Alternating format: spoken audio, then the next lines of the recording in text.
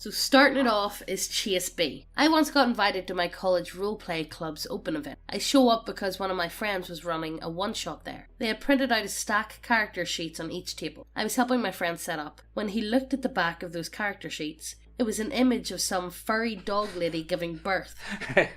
What? It turns out this was the persona of the person who ran this club. From what I found out, this was real art that person had commissioned. There was drama inside this group, and some member did this as a big FU to that person. Oh, I mean, drama. I mean, like, you kind of... I'd all the furry. Let's be serious, like, you kind of... See, at this point, you kind of have to expect furries. Yeah. Do you? Like, especially when it comes to, like... See, the problem is... Like, but the thing is, you can sniff them out a mile away. Yeah, you can sniff them out a mile away. But see, at, like, universities and stuff, what do you really do about it? There's not much you can really do, but just not go. Because, like, you know, from all the stories I hear about universities these days, it being very... Well, you guys know exactly what we're on about. Let's just keep moving, will we? This one's by Luke Hentz. Not horror, but very cool that I wanted to share. The best way to miss a session. This one is from my in-person group. There's me, Gillian, a lore bard who I flavoured to play a melody to work with ghosts. Please tell me he looks like Zach Baggins. Oh yeah, please tell me. Lanford, an ancient paladin always trying to do good. Philip, a swashbuckler rogue from a family line of sleazy rogues who want gold and adventuring fame. And Kashar, phoenix sorcerer who is a couple hundred years out of time. How they're in this story needs another explanation, but that's probably for a different time. Anyway, some context. In a previous time, Philip went to the Thieves Guild to get the party a job and get some money. He was given a case of solving a string of mysterious deaths. The people who were to die were written on a piece of paper, and their names were slowly being magically crossed off. When their name was fully crossed off, they would be assassinated by an unknown cult that night. After getting some more information, the swashbuckler realised that this mission was pretty important. The people with the crossed off names were paladins from the same order as our paladin, and Lanfort was next on the list. Ooh. We were in the next city a few sessions later. Our swashbuckler could not make it to this session, but he was fine with us playing without him. In character, Philip ditched the party to find the killers himself for gold. Without a full party, we did a mission and had some roleplay downtime in a small town after. We returned to an inn and slept for a long rest. At least, that was the plan. Something seemed off in Lanfort's room, so Gillian casted Detect Magic. There was an invisible person in the corner of the room. Hey, good evening, Mr. Lovechild. We had a small fight, but everyone was rolling terribly, and this new assailant seemed to both be able to cast high-level spells and tank a good amount of damage. Eventually, she opened up a portal and sent herself and Lanford through. Kashar and Julian followed. The portal behind us closed, and we were in a completely new place. End of session. The next session starts, and we're in an underground cult lair of some sort, with the people that went through the portal and 6 other cultists, all in red robes that cover their entire body. The room is stone with an unusually large chain in the centre of an altar. The rogue player is back, but we are on our own for this fight. Combat starts. Kashar is doing AoE damage to the cultists and hitting the high-level caster with a lot. Gillian is casting some crowd control like Bane and using the occasional rapier. And Lanfort is doing some paladin-style slicing and dicing. Then, the high-level caster uses command on Lanfort, causing him to drop his great axe that was given to him by his paladin order. One of the cultists then picks it up and runs to the altar. They plan to use the great axe to break the chain on the altar. Even though we had no idea where we were, or what that chain was supposed to do, we couldn't let that happen. Julian casted Phantasmal Force on the cultist, making a bunch of spectral hand grabs on him to restrain and frighten the cultist. Lanford goes in to wrestle the great axe away from the cultist, and contested strength checks keep going back and forth. Then one of the cultists also attempts to wrestle it away from the now restrained cultist, but to no avail. Let's play a drinking game, guys. Every time I say cultist in that last paragraph, go back and listen, you'll get pissed. Yeah, you would. After a couple turns of contested strength checks between 3 people, Philip's players and the DM give each other a look. Do you want to do it now? Yeah, this is probably a good time. The cultist that was trying to wrestle away the great axe threw off his cloak in a dramatic fashion, revealing himself to be Philip. He then jumped into the altar and sneak attacks the cultist with the great axe, killing him instantly. The table goes crazy, and in-character questions how Philip even got here. His response? That's none of your concern. Not even the writers can figure that out. With a full party, we continue combat. However, the last cultist was able to finish the work. They broke the chain, which released an energy that killed the cultist. What was unleashed? We're not yet sure, but we know it's going to be our problem, and Philip will be able to have one heck of a story from it. I really enjoyed that. I thought it was good. Sounds like a fun party. I think what you need to do is fashion the cult after a certain banking family. And then I think you can have a lot more fun with it. And I that's what I would do with it personally. You know, I've been really thinking about expanding on the monsters that we do for the stat blocks, but then they never really sell that well. So what I want to do instead is like do like a big, huge monster like meme manual of sorts, like a big, huge one. I have a horror story for you. Ugh, I'm professional, but I have a horror story for you. Imagine playing with your IRL group or online group, and then James just pops in with a random character play. How horrible would that be? Look, you know the thing is, right? I was playing. I joined a random group the other weeks with it, and I must say I behaved myself for once. Oh, did you? Yeah, mostly because I was really tired, and the game started at like 1 o'clock in the morning for me. And I was just knackered, and I really wasn't even in the mood to play at the time. But I was like, oh, I've already signed up. I'm not gonna just abandon it. You know what I mean? I can't just abandon them at the last minute. But honestly, I was really tired, and I really didn't do much. I don't know. I feel like I should have done more. I always feel like that. I always feel like I should do more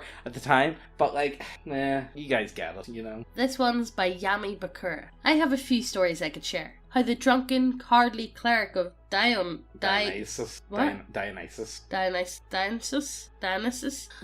survived the Empire, the cult at the end of the world. This was years ago. We were playing 5th edition, as this was when it had just came out. I was DM. All the players aren't important, except for one guy named Sam. Sam was playing a cleric of Dionysus. I allowed it via DM fate. Shortly after the game began, he joined the other party members in their expedition into a kobold nest for some reason that I forget. Unfortunately, things go badly for them, and the party ends up scattered. The warlock runs, and both Sam and the fighter go down. The barbarian has to make a choice between who to save, as the kobolds are pouring into the room, and he's at low HP. He decides the cleric is the best option and grabs him, leaving the fighter to be finished off while unconscious. And that rescue must have blessed him, for the cleric proceeded to survive the rest of the game almost entirely unscathed. And this was an exceptionally brutal game, with characters dropping left and right, mostly due to a few homebrew modifications to the rules, particularly the spellcasting. For example, the barbarian lost one character. I don't remember how,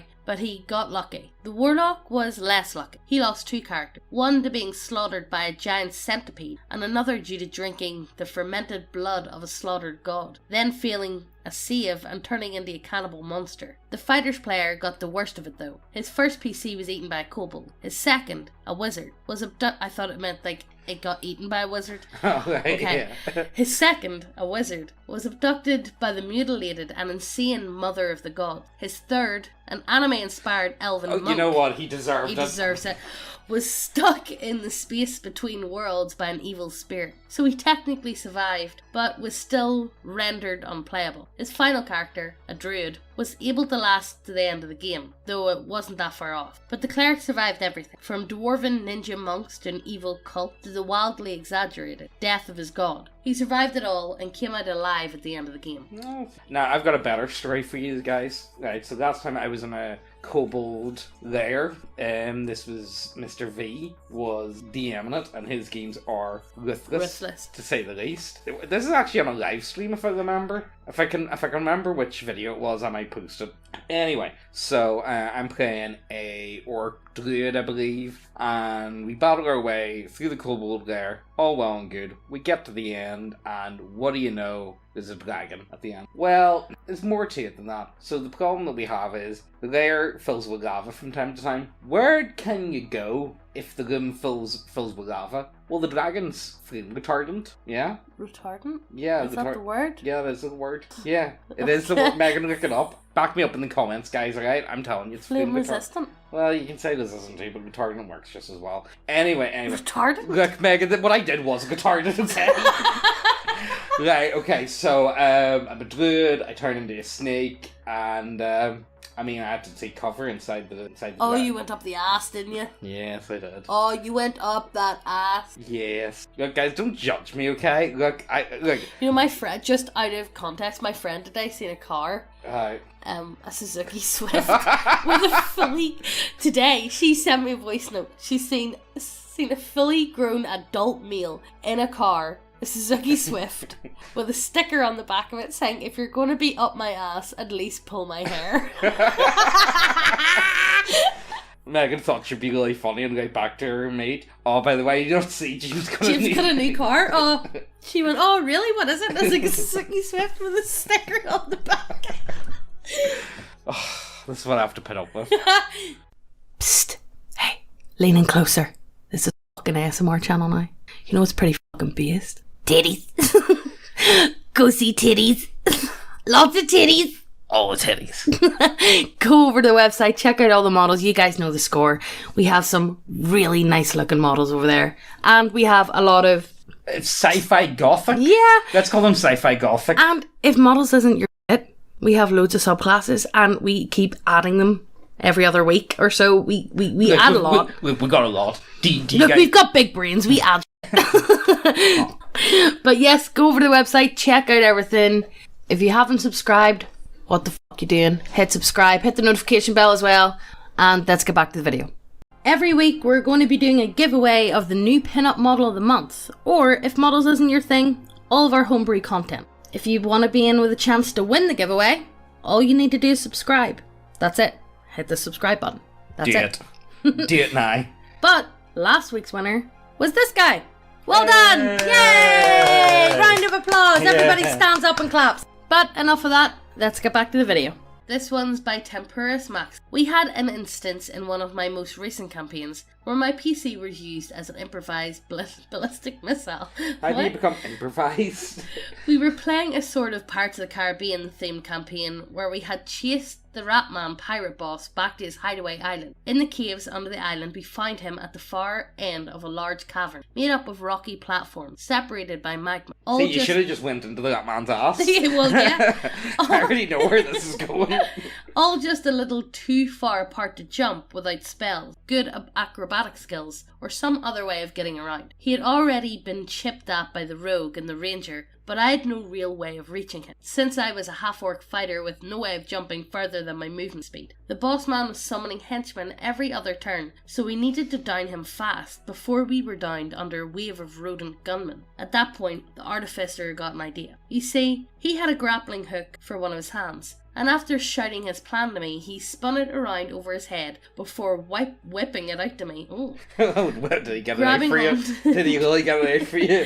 Grabbing onto me by the back and flinging me directly at the Captain Ratman. The DM allowed this, though it did somewhat damage my armour, and both myself and the captain took some damage when I crashed into him. Unfortunately for Captain McGratis, though, my turn was next, and between two attacks and an action surge, he was zapped directly into the Shadow Realm. It was effing ace. Yeah, I could get behind that. Based, honestly, I quite appreciate that. I will say, look, all I'm saying is, this happened to me before once. I did say, like, in Spellage Armor, I was like, Teal, I need to get across to their ship. Can I please get attached to a ballista? And he's like, no, James, you're going to smash yourself. Think about it. But I was like, but wouldn't it be cool, though? And he says, yes, it would be cool to smash you against the side of a ship. Yes. And that's the best I got. This one's by Brotherhood of Steel. 1. Back in freshman year in high school, I joined an after-school D&D group. 2 players were a couple, an overweight goth chick and a guy that was as scrawny as you could get without doing math. why was there always, like, everywhere I've ever been to, there was always that one overweight goth chick? Yeah. Like, there was always one of them. Remember, he was that one. Oh, we can't say anyway. One day, it's super hot, so Goth Chick removes her hoodie, revealing a tank top and a huge pimple on her shoulder. If the Mount Everest of pimples didn't get everyone's attention, the fact that Scrawny Dude leaned over and bit into it, sucking it all before saying, "Thanks for the snacks." Did. That's not real. That's That can't be real. I do not believe you. Oh my god, that's actually the most disgusting thing I've ever heard in my life. That cannot be real. That's absolutely vile. Who would do that? Why would you do that? Yeah, oh my god. Number 2. Another time the same chick was sweating more than usual and was distracted during a session. Turns out she had brought one of those remote control vibrators to school. And guess who had the remote? Oh, Meth Man, you're up to no good. Yeah. Look, Meth Man getting it. Yeah, I suppose I'll give him credit. We're credit to you. Number 3. Same couple asked around the group if anyone wanted to join them for a 3-way. Nobody took them up on their offer. Number 4. At least you're invited. Yes. Number 4. Joined in on a senior skip day while freshmen had to take an exam to go to Denny's and the local game store as I was moving, and the test didn't count against my grade. One of those tests that determines funding or something. Weird couple came with the group, but bought everyone breakfast, so there's one non-creepy thing they did. That's nice. Like, they sorted everyone out with a nice bit of breakfast. I've never been to Denny's. We don't have Denny's over here. Is Denny's good? Is it bad? Is it like Sargon of Applebee's? I've been to IHOP. It's nice. And people in the comments going, IHOP's crap.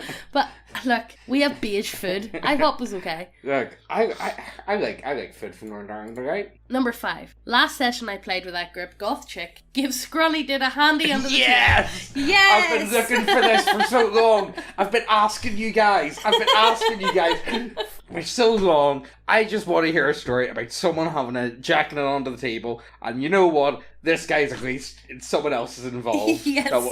Even if no one else wants to. I don't believe the first one. I cannot be right. That cannot be true.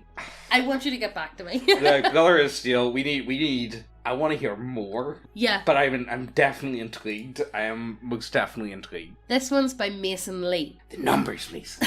Think of the numbers. I have a few stories from game stores / my D&D group. When I was younger and played Yu-Gi-Oh! I was at a card shop with my little brother and cousin. My cousin knew people at the shop and there was some trading going on. I asked my cousin if he knew anyone who had this card called Jinzo. I unironically think I know that card. I had one in that deck. What? I had one in that deck, I'm nearly sure. Did you? Was it the tall one and he had like a beanie? I'm not sure. I don't know. And he points out one of the guys and said he thinks he has one. So I take my little 13-year-old butt over there and ask him if he has one. And he replied with something that I have not forgotten to this day. I have God cards. As he walks away, he points out the little box I have my cards in, which has the art of the cards called the Seal of Occult, whatever. And he said, that's good art. I can tell because I visit my fair share of art museums. Still haunts me to this day. What? Wait, what's this guy trying to say? I have no idea. Is he talking about the Egyptian gold cards? I don't know. Fumi Agu? Or... I don't know. Another one that happened to my little brother was he was at the same game shop with some of our friends picking up some Magic the Gathering card. And he has the guy behind the counter pick out some packs. My brother ends up pulling 3 mythics and says, "Whoa, what are the chances?" Little did he know that some neckbeard was lurking behind and starts rattling off about how common it is, and then starts going on about statistics as they slowly back away. Why do people like that? The thing is, normally I would slag off card players, but I've came across... Honestly, being a card player slags you off enough. Yeah. I'm just... Yeah. Just gonna say. Come to think of it, Megan's mum actually gave me over. Ozzy was staying around at her house the other night, and my mum found all my old Yu-Gi-Oh cards. Yeah, Ozzy was pulling stuff out, so I need to go down to the games. One of them cost like $10. Yeah, we checked it out. It was which one it is. I think it was Time Wizard. No, or something. It wasn't him. He's only like... No, I don't know. Well, we need to go through them anyway. But we got this big, huge stack of cards. We don't know what to do with. I was in a D&D group with a bunch of my friends. They were in it more for just hanging out aspect, I feel like, while me and some of the other members, I feel like, wanted more story-centric games with good combat as well. My best friend at the time was the DM, and he never really tried to improve or anything. And every time I would try and tell him what I wanted from the game, or tried to give some constructive criticism, he would get defensive. Eventually, a lot of us were kind of just done with the campaign, so one of our other members suggested we take a hiatus